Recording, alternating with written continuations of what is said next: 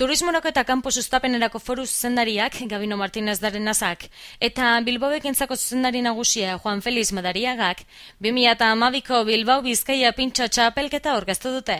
Edizioa 15. da eta nobedade handiekin dator. Adibidez, sari propio bat sortu da.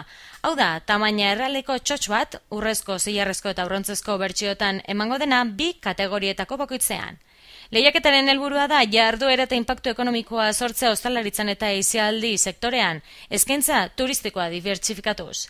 Gainera, herritarren parte hartzea bultzatuko da publikoaren sari berezia aukeratzearen bidez. Halaber, pintxo barra honenarentzat ere saria ere egongo da. Bizkaiko ostalaritzako elkarteak hartzandako ostalaritzako goi eskolak aukeratuko du azken hau. Izen emateko epea 2012ko uztailaren 11an hasi eta irailaren 10ean bukatuko da.